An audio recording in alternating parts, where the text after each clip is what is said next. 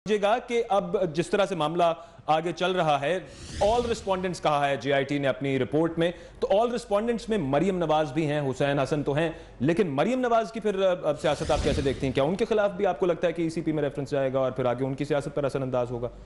सामने नजर आ रहा है आपको जो जेआईटी की रिपोर्ट है, जेआईटी की रिपोर्ट तो डायरेक्टली उनको भी मरियम नवाज साहबा के हवाले से भी कहती है कि गलत बयानी की है और सादिक और अमीन उनको कहते हुए करार दिया कि वो भी नहीं है। मरियम नवाज साहिबा, हुसैन नवाज और हसन नवाज साहब, इन चारों का नाम लेकर के उस रिपोर्ट में लिखा गया रिस्पोंडेंट के हवाले से।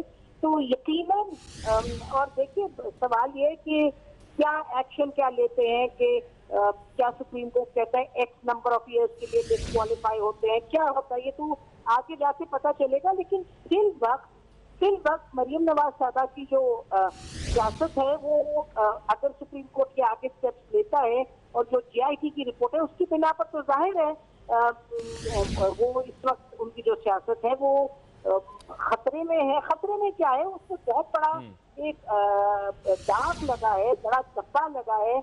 अब इस वक्त देखेंगे कि इस वक्त जो है पीएमएलएन उनकी जो पॉलिटिकल स्ट्रैटेजी है वो क्या होगी। लेकिन इस वक्त शरीफ खानदान में जो एक शख्स बचे हैं वो शहबाज शरीफ साहब है। मेरा ख्याल है इस वक्त जो हमें सामने आया है उसमें इस हवाले से शहबाज शरीफ साहब का नाम मेरा ख्याल है क्लियरली नहीं आया रिस्पॉन्डेंट, तो वो थे भी नहीं रिस्पॉन्डेंट।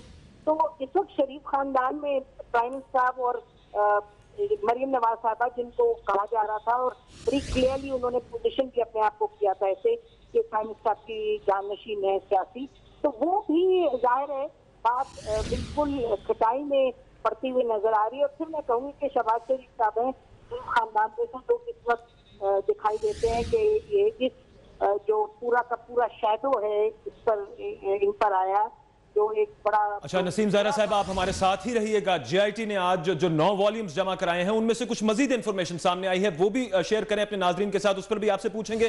नाजरीन, उसमें है कि 1980 में गल्फ स्टील मिल बेची गई मगर उसका कोई रिकॉर्ड नहीं है। आपने कहा कि 14 अप्रैल 1980 में गल्फ स्टील फरोख्त की गई, दुबई में उसकी फरोख्त का कोई रिकॉर्ड मौजूद नहीं है।